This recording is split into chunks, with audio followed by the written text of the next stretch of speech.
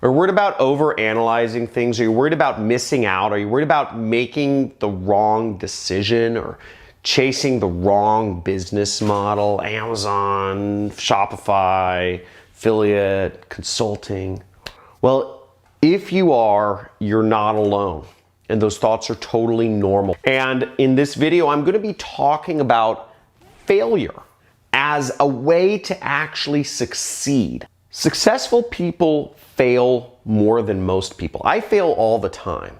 The most successful people fail way more than the least successful people. And I'm gonna explain how to deal with failure in 3 simple ways that may change how you perceive things. And I really think this is exciting. And number 2, especially, is one of the most important lessons that you will ever learn in your entire life, which ties into the bonus, which I will go over at the end. So check out this video. And as always, John Crestani here, internet entrepreneur, trying to help you change your life and work for yourself. Let's get it.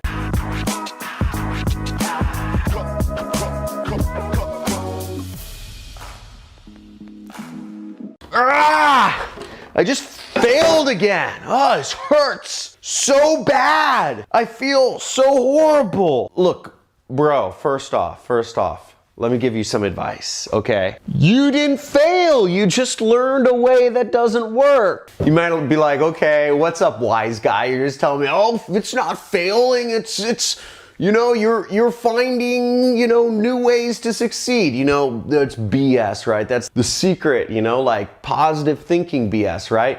Well, let me give you like kind of a new perspective on it, right? First off, come here. You gotta reframe failure first off. We're both logical people here. I'm not gonna give you that positive thinking BS, even though I kind of subscribe to it.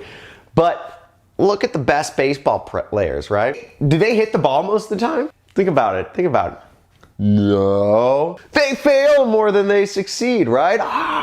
Think about the best basketball players in the world, right? Do they make every shot they go for? No, they don't. And what about the best soccer players? Do they score a goal most time they take it down the field? Everybody, all the most successful people are failing way more than they're succeeding. But the reason they're successful, the reason Pele is Pele, the reason Michael Jordan is Michael Jordan, the reason Tiger Woods, Mark McGwire, and all these guys are big deal, it's because they're willing to fail way more than the average person. They got thick skin, baby. And they reframe failure as a positive. They reframe failure as simply part of the process. It is part of the process. You want to play ball? It's just part of the process. You want to play business? It's just part of the process. You're gonna have winners and you're gonna have losers. And I've had way more losers than I've had winners, even within my business, even though I make money every year. There are 9 things I do that don't make me money. So I was hiring marketing agencies this year because I was trying to start delegating some of the stuff I'm doing. I hired 20 marketing agencies. A lot of money, good ones. I had criteria, 3 criteria. And I'm only working with 2 of them right now.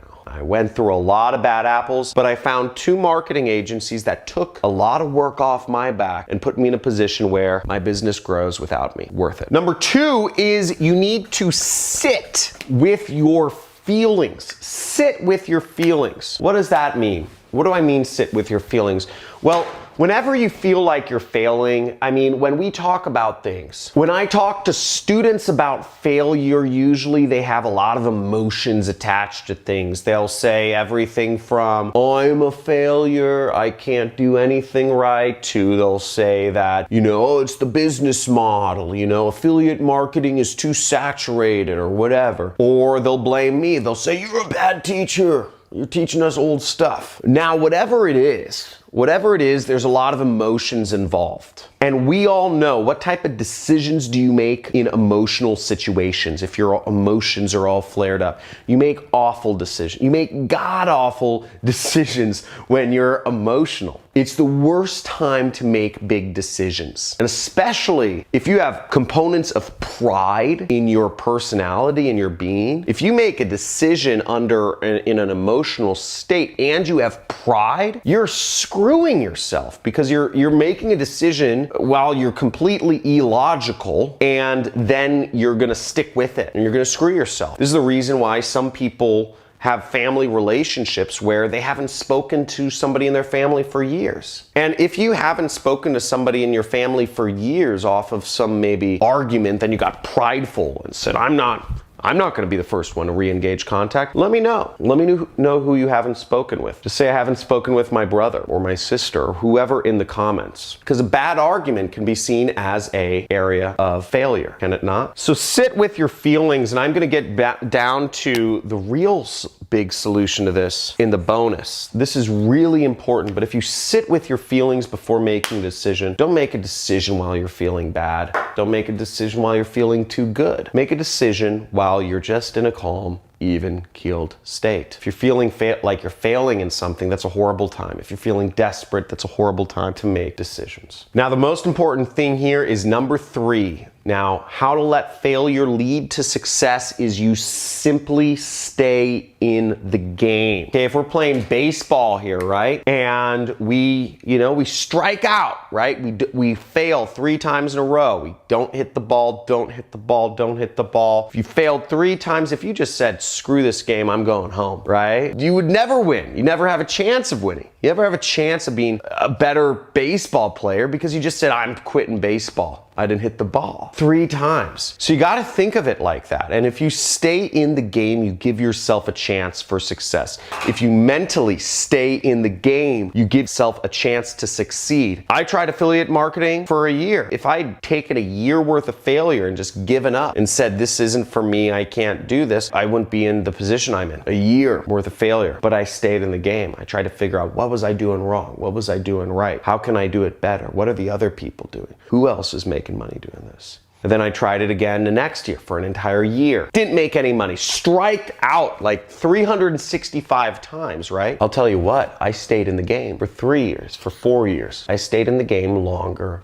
than everybody else. So stay in the game. And the bonus thing is noticing thoughts, okay? I notice thoughts like bubbles. Bubbles. I call thoughts bubbles. Now, most people, they think they can trust every thought they have. Okay, you can't. Let me see if I can explain this. But this is called triune brain theory, okay? So if you actually think of the brain, this part is called your reptilian brain, okay? Let's just call this 1. You have your emotional brain. The reptilian brain was developed millions of years ago. It controls fight or flight reflexes, okay? Fight, flight, have sex, just like a reptile. Very simple things. Whereas number 2, what's called our cortex or something, it's our emotional brain. It's what controls feelings. It's what controls madness or sadness or jealousy, okay? Cats, other animals have the number 2 part of their brain. But the 3rd part of the brain is what's all up in here. And that's number 3. It's called your neocortex. You can look at all this stuff up. It's called triune brain theory. And triune brain theory in the neocortex is what controls logical processes. But what happens is under stress, we retreat. We retreat back to our emotional brain first, and then we retreat back to our reptilian brain. If you fail, for instance, then you're gonna retreat back to your emotional brain. If you really feel like you're failing, you're just gonna go in a hole and start, just not talk to anybody and be depressed, right? You'll just sit there, you'll just run away, whether that's emotionally or mentally or physically or whatever. That would be funny if somebody put up a link and didn't make money online and then they ran away from their computer. That's a funny thought. Regardless, what I like to do is I like to try to notice thoughts like bubbles. When I'm thinking something, when I'm feeling something, I try to notice, can I trust this thought? Is this thought a reaction? Is this a momentary thing? And I let my thoughts pass. This is a very, very good exercise. Start noticing what you're thinking and start noticing whether you can even trust that thought that comes up in your brain. I do this all the time. Now, the thoughts that are long-term, you generally can trust those. Whereas if a thought comes up for a week or 2, and then it goes away, right? You can't trust that. That might be coming from some reaction, emotion to something. Now, to make good decisions, you have to work off of your neocortex, which is what only humans have. So notice your thoughts. And if you're gonna play the game with me, type in "I'm going to notice" in the comments below if you're going to work on this with me, okay? Very powerful exercise. Like this video, subscribe to my channel. Make sure you hit the notification bell if you learned something from this. If you're looking to make money like I do, check out my playlists on free traffic sources for doing affiliate marketing, which is how I make my money online. And let me know in the chat below which one of these was the most helpful for you. Was it reframing failure as success? Was it sitting with your thoughts and just sometimes letting them happen and notice them bubbling up and letting them pass? Or was it just knowing to stay in the game, that the money comes to those who stay in the game? Let me know. Have a good day. See you in the next video.